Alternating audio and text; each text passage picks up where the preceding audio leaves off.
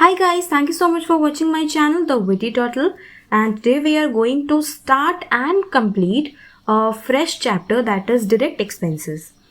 So ये जो chapter है डायरेक्ट एक्सपेंसेस, इसके बाद हम लोग करने वाले हैं ओवरहेड्स, और ये डायरेक्ट एक्सपेंसेस चैप्टर हम लोग आज स्टार्ट करेंगे और आज ही हम लोग कंप्लीट कर लेंगे. थोड़ा बहुत थ्योरी है एंड 2 न्यूमेरिकल्स हैं which we will complete today. As we all know that the direct expenses element has been defined in which cost accounting standard? Cost accounting standard 10. So let's see क्या बोलता है ये. Direct expense or chargeable expense is that which can be allocated to a cost center or cost unit.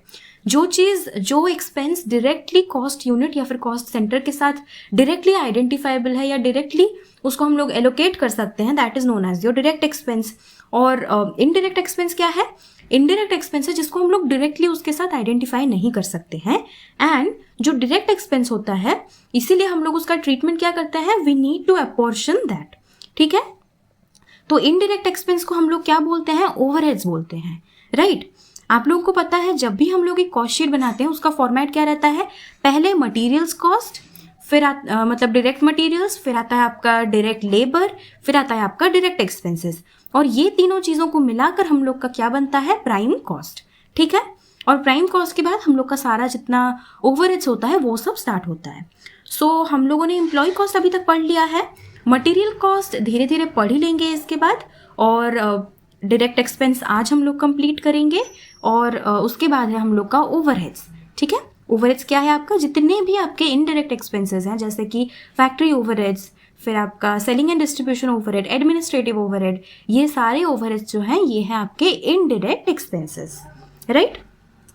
There may be items of expense direct in relation to some cost centres, thus rent and rates, heating and lighting, depreciation and insurance, these are often allocated or charged directly to the appropriate service cost center. The totals of service department cost are apportioned to other cost centers before being absorbed by cost units as overheads. तो यहाँ पर बोल रहा है जितने भी service departments होते हैं उनका जो भी कॉस्ट होता है ना, वो पहले बाकी सारे कॉस्ट सेंटर्स में अपॉर्शन किया जाता है, उसके बाद जो भी बच जाता है उसको कहाँ एब्जॉर्ब किया जाता है? कॉस्ट यूनिट्स में एज ओवरहेड्स. ठीक है, फिर देखते हैं कि क्या बोल रहा है. कॉस्ट अकाउंटिंग स्टैंडर्ड 10 में बोला है expenses relating to manufacture of a product or rendering of a service which can be identified or linked with the cost object other than direct material cost and direct employee cost. ऐसा हर वो expense जो कि ना direct material cost है और ना ही direct employ cost है, लेकिन वो उस पर्टिकुलर कॉस्ट ऑब्जेक्ट के साथ डायरेक्टली आइडेंटिफाइबल हो सकता है, उसको हम लोग बोलते हैं direct expenses. The more a factory is departmentalized, the greater will be the proportion of expenses which can be classified as direct. Right? जितना ही आप अपने ऑर्गेनाइजेशन में नंबर ऑफ डिपार्टमेंट्स बढ़ा देंगे या नंबर ऑफ सेक्शंस जो है वो बढ़ा देंगे, उतना ही आप अच्छे से सारे एक्सपेंसेस, मतलब मोस्ट ऑफ द एक्सपेंसेस को डायरेक्टली उस डिपार्टमेंट के साथ एलोकेट कर सकते हो. Right? Thus, cost of medicines, first aid and other expenses in connection with the medical service are direct expense of medical service department.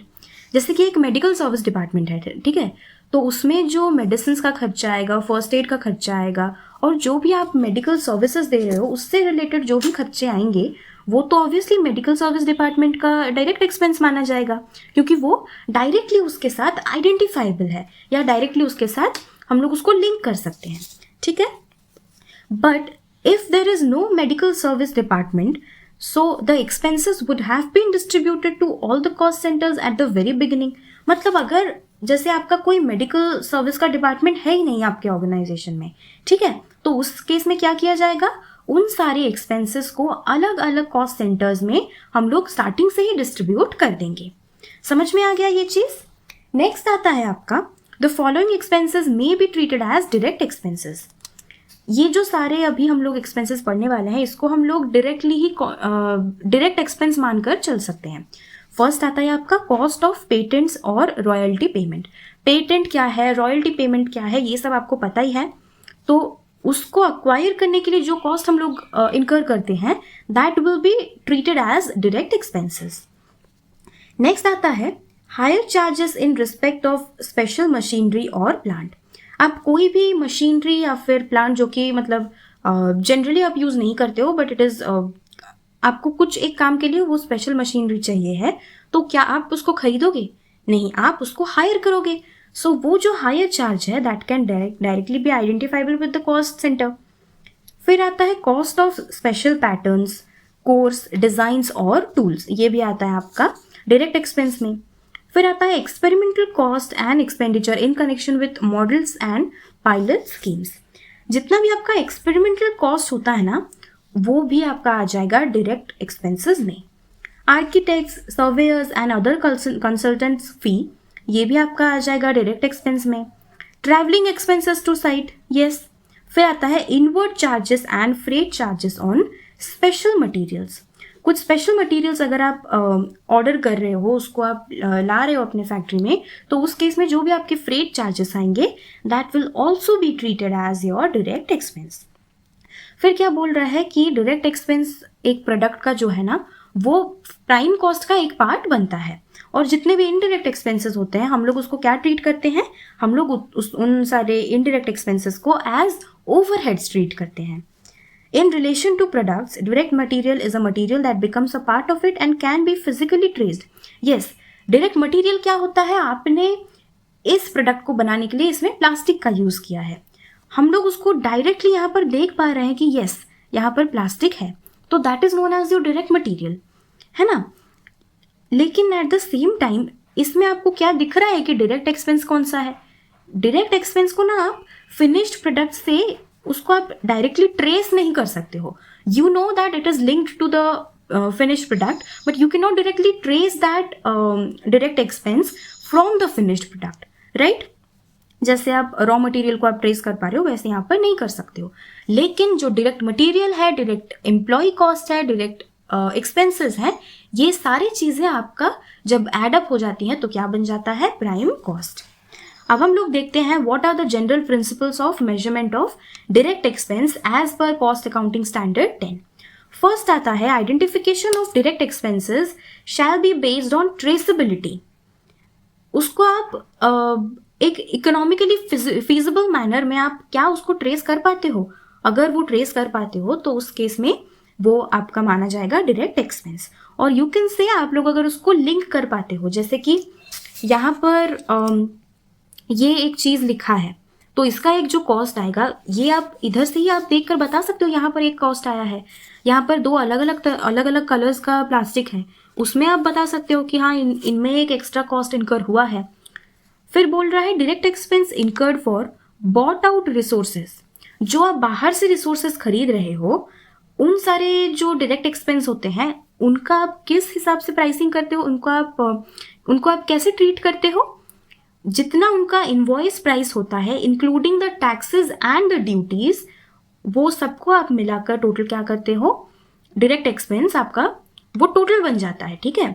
आप जैसे फॉर एग्जांपल ये चीज़ लेट्स से आप लोग बाहर से ला रहे हो, ठीक है, बाहर से आप बाय आउट कर रहे हो, सो इसका जितना भी इनवॉइस प्राइस होगा प्लस इसका जितना भी टैक्सेस होगा प्लस इसका जितना भी ड्यूटीज होगा, वो सबको ऐड करके आपका आ जाएगा डायरेक्ट एक्सपेंस। और क्या बोल रहा है?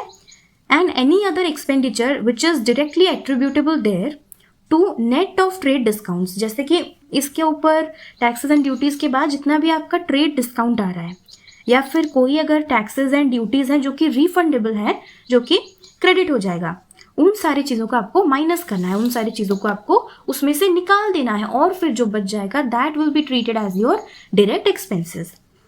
नेक्स्ट है जितना भी आप लोगों ने कोई भी लेट्स से कोई लमसम अमाउंट आपने पे कर दिया है, या फिर कोई ऐसा पेमेंट कर दिया है जो कि वन टाइम नेचर का है, एक ही बार आपको पे करना है पूरा, तो उस केस में ना जितना भी आपका आउटपुट आएगा या फिर जितना भी आपने उस एक्सपेंस की वजह से बेनिफिट डिराइव किया है, उतना आप उस डायरेक्ट एक्सपेंस से एमोटाइज कर दोगे।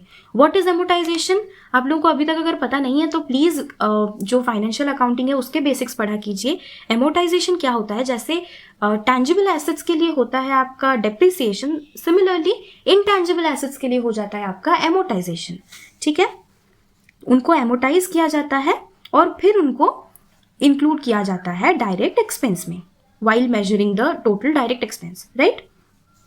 नेक्स्ट है, दिस इज थोड़ा सा important, finance cost incurred in connection with self generated और procured resources shall not form part of the direct expenses. देखो जितना भी आपका होता है ना फाइनेंस कॉस्ट होता है जो कि सेल्फ जनरेटेड होता है या फिर प्रोक्योर्ड रिसोर्सेज होता है, वो सब आपका डायरेक्ट एक्सपेंस का पार्ट नहीं बनेगा, राइट? ये एक बहुत ही इंपॉर्टेंट पॉइंट है and you need to keep this in mind while measuring the direct taxes. ठीक है, सॉरी डायरेक्ट एक्सपेंसेस। फिर आता है आपका एनी सब्सिडी, ग्रांट और इंसेंटिव जो भी आपको मिला है या फिर मिलने वाला है, उस केस में आप लोग क्या करोगे, उसको आपका जितना भी टोटल डायरेक्ट एक्सपेंस होगा उससे आप उसको माइनस कर दोगे, आपको वो चीज़ रिड्यूस करना है। ठीक है, नेक्स्ट है penalties and damages paid to statutory authorities. जैसे हम लोगों ने एम्प्लॉय कॉस्ट में पढ़ा था कि while measuring the employee cost इन सारी चीज़ों को हमें ऐड नहीं करना है उसमें, this it is the very same for direct expenses, इसको भी आपको इंक्लूड नहीं करना है। ठीक है, नेक्स्ट पॉइंट बोल रहा है any change in the cost accounting principles. तो बेसिकली बोल रहा है कि आपका जो कॉस्ट अकाउंटिंग प्रिंसिपल है उसमें आपको चेंज तभी लाना है if it is required by the law, और आपको अगर लीगल कॉम्प्लायंसेस के लिए उसको चेंज करना है आपको तभी लाना है उसमें चेंजेस। या फिर अगर आप लोग देख रहे हो कि हमारे कॉस्ट अकाउंटिंग प्रिंसिपल में अगर थोड़ा बहुत हम लोग चेंज ला रहे हैं, सो जो कॉस्ट स्टेटमेंट है उसका प्रिपरेशन या प्रेजेंटेशन थोड़ा सा इम्प्रूव हो रहा है, उसमें हम लोग को थोड़ा फायदा हो रहा है, we are getting benefited by that, तो only in those cases you are allowed to make changes in the cost accounting principles applied for measuring the direct expenses, right? Next है कि जितना भी आपका क्रेडिट्स है या फिर रिकवरीज है, आपने रिकवर कर लिया है, रिफंड हो गया है, उन सारी चीज़ों को भी आपको डिडक्ट करना है while calculating the net direct expenses, इसको भी आपको माइनस करना है। नेक्स्ट है any abnormal portion of direct expenses where material and quantifiable shall not form part of direct expenses.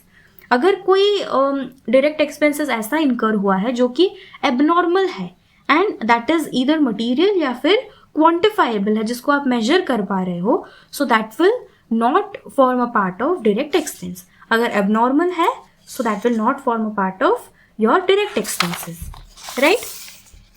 फिर आता है हम लोग का cost statement shall disclose the following items of direct expense as per CAS 10।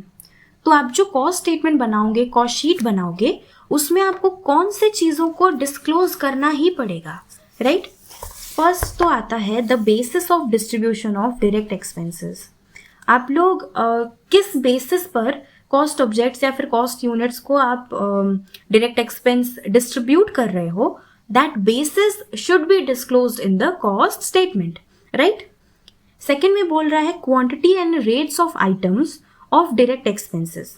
जितना भी आपका क्वांटिटी है या फिर जिस रेट से आप लोग उसको खरीद रहे हो उसको भी आपको वहाँ पर मेंशन करना है। फिर है कि जहाँ पर आप लोग स्टैंडर्ड कॉस्ट के हिसाब से कैलकुलेट कर रहे हो, कैलकुलेशंस कर रहे हो, उन सारे केसेस में you will have to disclose the variances and most importantly price and usage variances तो आपको डिस्क्लोज करना ही है। फोर्थ पॉइंट में बोल रहा है direct expenses representing procurement of resources and expenses incurred in connection with resources generated. So basically जहाँ पर आप लोग कोई रिसोर्स खरीद रहे हो या फिर कोई अगर रिसोर्स जनरेट कर रहे हो तो उसमें जो भी एक्सपेंसेस इनकर हो रहा है उसको भी आपको क्या करना है, उसको भी आपको अपने कॉस्ट स्टेटमेंट में इंक्लूड करना है, उसको भी आपको डिस्क्लोज करना है, ठीक है? फिर है कि डायरेक्ट एक्सपेंस पेड और payable to related parties, right? Direct expenses incurred in foreign currency, ये तो कॉमन सेंस ही है कि अगर आप लोग कोई फॉरेन करेंसी में एक्सपेंसेस इनकर कर रहे हो then it has to be disclose in the cost statement. फिर है एनी सब्सिडी और इंसेंटिव जो कि आप लोगों ने रिसीव किया है फ्रॉम डायरेक्ट एक्सपेंसेस, तो ये क्या होना चाहिए, ये तो डिडक्ट होना चाहिए, राइट? तो इसको भी आप लोग फुटनोट देकर या फिर सेपरेट शेड्यूल एक बनाकर उसमें आप उसको मेंशन कर सकते हो। फिर आता है एनी क्रेडिट्स और रिकवरी, ये भी सेम ही चीज़ है, आपको तो इसको इंक्लूड करना ही नहीं है। फिर आता है any abnormal portion of direct expense, अभी अभी हम लोगों ने यहाँ पर पढ़ा उसको मेजर कैसे करना है, तो यहाँ पर बस सेम चीज़ें ही दिया है कि जो भी आपको लगे कि इट इज़ मटीरियल एंड ये सिग्निफिकेंट है, क्वांटिफाइबल है और इसको हमें कॉस्ट स्टेटमेंट में डालना चाहिए, ये जो सारी चीज़ें हैं इसको आपको याद करने की ज़रूरत नहीं है, बस आप लोग इसको समझ जाओ एंड ये ऑटोमेटिकली आपको याद रह जाएगा। अगर थोड़ा सा कॉमन सेंस यूज़ करोगे तो ये ऑटोमेटिकली आप लोग को याद रह जाएगा। फिर है पेनल्टीज एंड डैमेजेस, जो कि आप लोगों ने डायरेक्ट एक्सपेंस से एक्सक्लूड कर दिया है, तो उसको भी आपको एक फुटनोट डाल के लिखना है कि ये सारे पेनल्टीज हम लोगों ने इनकर करे हैं, लेकिन क्योंकि ये डायरेक्ट एक्सपेंस में इंक्लूड नहीं होता है तो इसलिए हम लोगों ने इंक्लूड नहीं किया है। लास्ट पॉइंट में बोल रहा है disclosures shall be made only when material significant and quantifiable. मैंने अभी अभी आप लोग को बोला कि आपको कौन से आइटम्स को डिस्क्लोज करना है, इसके लिए you have to apply your common sense और उन्हीं सारे आइटम्स को आपको डिस्क्लोज करना है जो कि मटेरियल है, मतलब वो मैटर करता है। सेकंड है सिग्निफिकेंट है, उसका एक सिग्निफिकेंस है आपके कॉस्ट स्टेटमेंट में, एंड दैट इज क्वांटिफाइबल और measurable, right. And the disclosures shall be made in the body of the cost statement as a footnote or as a separate schedule, right? footnote जैसे हम लोग direct taxation में देते हैं या फिर financial accounting में हम लोग कैलकुलेट करते टाइम देते हैं फुटनोट्स, वर्किंग नोट्स, वैसे ही आपको यहाँ पर भी देना है। फिर आता है हम लोग का कि डायरेक्ट एक्सपेंसेस का कुछ यहाँ पर एग्जाम्पल्स हमें दिया है, जैसे कि रॉयल्टीज चार्ज्ड ऑन प्रोडक्शन, फिर है job charges, higher charges for use of special equipments, अभी अभी हम लोगों ने पढ़ा था कॉस्ट ऑफ स्पेशल डिज़ाइंस और ड्राइंग्स फॉर अ जॉब, कुछ स्पेशल डिज़ाइन अगर आप लोग को बनाना है उसके लिए आप लेट्स से आर्किटेक्ट के पास जा रहे हैं तो वो लेट्स से थोड़ा सा आपसे फीस ले रहे हैं अपना, तो वो भी आ जाएगा आपके डायरेक्ट एक्सपेंस में। Software services required for a job, फिर ट्रैवलिंग एक्सपेंसेस, अभी अभी हम लोगों ने पढ़ा था ना कि ये सारी चीज़ें हम लोग का as a direct expense treat होगा, यहाँ पर भी बस सेम चीज़ें ही लिखा हुआ है, ठीक है। फिर है कौन से आइटम्स को हमें इंक्लूड करना है while measuring direct cost. As the name suggest, यहाँ पर देखो डायरेक्ट कॉस्ट, तो हर वो cost which is directly identifiable with the cost object उसको हमें इंक्लूड करना है। Expenses incurred for the use of bought in resources, जो भी आप लोगों ने बाहर से खरीदा है रिसोर्सेज उसको आपको इंक्लूड करना है। नेक्स्ट है अगर स्टैंडर्ड कॉस्ट हम लोगों ने अकाउंट किया है तो हमें प्राइस वेरिएंस को भी यहाँ पर इंक्लूड करना है, राइट। फिर यहाँ पर और 5 आइटम्स हमें दिया है कि कौन से चीज़ों को हमें एक्सक्लूड करना है।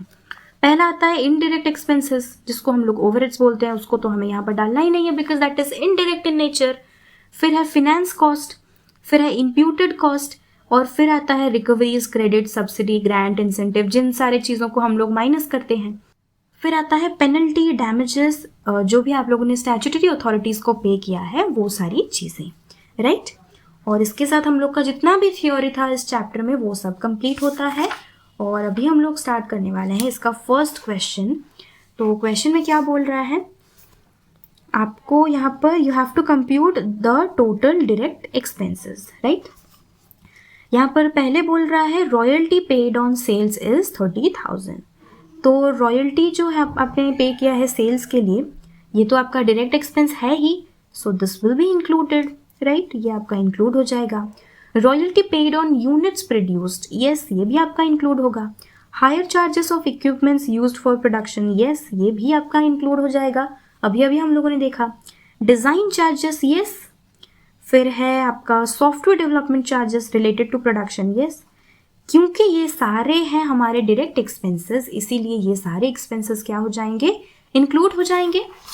लेट्स सी सोल्यूशन में क्या दिया है, सोल्यूशन में भी वही दिया है, सारी चीज़ें जो है यहाँ पर वो हम लोग के इंक्लूड हो जाएंगे because all the expenses mentioned here are direct expenses. यहाँ पे थोड़ा बहुत फुटनोट्स दिया है, फर्स्ट वाला बोल रहा है expenses are related to either manufacturing of the product और रेंडरिंग ऑफ सर्विसेज, राइट। फिर है these costs are directly identifiable and can be linked with the cost objects and are not related to direct material and direct employee cost. Hence, these are considered as direct expenses. ठीक है. Next हम लोग देखते हैं illustration number 2. Question में बोल रहा है मेजरमेंट ऑफ डायरेक्ट एक्सपेंस करना है आपको और you have to allocate them to the cost objects. और ये एक मल्टी प्रोडक्ट सिचुएशन है. ठीक है. So a manufacturing unit produces 2 products X and Y. The following information is furnished. तो टोटल कितने यूनिट्स प्रोड्यूस किए गए हैं? प्रोडक्ट X का दिया है, प्रोडक्ट Y का भी दिया है. उसमें से टोटल कितने यूनिट्स सेल हुए हैं? Number of units that has been sold कितना है? 20,000 मैन्युफैक्चर हुआ था, उसमें से 15,000 सेल हो गया. यहाँ पर 15,000 मैन्युफैक्चर हुआ था, 12,000 सेल हो गया. मशीन आवर्स यूटिलाइज्ड कितना है? यहाँ पर है 10,000 आवर्स, यहाँ पर है 5,000 आवर्स. डिज़ाइन चार्जेस यहाँ पर दिया है 15,000, यहाँ पर दिया है 18,000. सॉफ्टवेयर डेवलपमेंट चार्जेस यहाँ पर है 24,000 एंड यहाँ पर है 36,000. राइट. फर्दर आपको यहाँ पर बोला है royalty paid on sales is ₹54,000. Okay, so यहाँ पर जो ये है टोटल हमें दोनों प्रोडक्ट्स के लिए दे दिया है और ब्रैकेट में मेंशन किया है at the rate of ₹2 per unit sold. जितने नंबर ऑफ यूनिट्स सेल हो गए हैं उनके लिए at the rate of ₹2 for both the products. तो ये क्या हो जाएगा? 15 × 2, ये हो जाएगा 12 × 2. Royalty paid on units produced total दिया है और यहाँ पर दिया है ₹1 पर यूनिट प्रोड्यूस्ड. ठीक है, per unit produced. Hire charges of equipments used in manufacturing process of X is only 5,000 और Y का कुछ है ही नहीं. So what do you need to do? You have to calculate the direct expenses. So यहाँ पर हम लोगों को ऐसे ही एक फॉर्मेट बनाना है, एक टेबल बनाना है where we will compute the direct expenses. Royalty on sales, sales अगर बोला है तो this will be calculated for जितना भी आपका नंबर ऑफ यूनिट्स सोल्ड है उसके लिए. X के लिए कितने यूनिट्स सोल्ड है यहाँ पर? 15,000 multiplied with 2 and this will B 12,000 multiplied with 2. Right. 15,000 into 2 will be 30,000 and this will be 24,000. दोनों मिला के हो गया हम लोग का 54,000 जो कि आपको क्वेश्चन में ऑलरेडी गिवन है. रॉयल्टी ऑन यूनिट्स प्रोड्यूस्ड, कितने नंबर ऑफ यूनिट्स प्रोड्यूस्ड हैं? यहाँ पर दिस इज 20,000 एंड यहाँ पर दिस इज 15,000 और उन पे जो रॉयल्टी है वो कितना है? हर यूनिट का ₹1 है. ठीक है. सो ये हो जाएगा 20,000, दिस विल बी 15,000. फिर क्या है? फिर बोल रहा है hire charges of equipments used in manufacturing process of X. ये बस X के लिए हमें दिया है, Y के लिए नहीं दिया है. What is the amount? This is ₹5,000 और Y के लिए हमें कुछ नहीं दिया है. डिज़ाइन चार्जेस X के लिए दिया है 15,000 एंड Y के लिए दिया है 18,000. सॉफ्टवेयर डेवलपमेंट चार्जेस हमें X के लिए दिया है 24,000 एंड Y के लिए दिया है 36,000. जब हम इन सब को ऐड कर देंगे तो ये कितना आ जाएगा? 20, 40, 30, ये आ जाएगा आपका 94,000 एंड दिस विल बी 93,000. आ गया आप लोगों को समझ में ये क्वेश्चन? ये वाला जो चैप्टर है दिस इज़ वेरी इजी और इसमें से हर ऑल्टरनेटिव टर्म्स में क्वेश्चंस आते ही हैं. So you will have to prepare this chapter very well. ठीक है. और आने वाले क्लासेस में हम लोग मटेरियल एंड ओवरहेड्स दोनों ही साइमल्टेनियसली स्टार्ट करने वाले हैं. अगर आप लोगों को ये वीडियो पसंद आया प्लीज़ मेरे चैनल द विटी टॉटल को सब्सक्राइब करें, इस वीडियो को लाइक करें और अपने दोस्तों के साथ शेयर करें. और आप लोगों ने अगर अभी तक मेरा टेलीग्राम चैनल ज्वाइन नहीं किया है so the link is given in the description box below. Please go and check it out.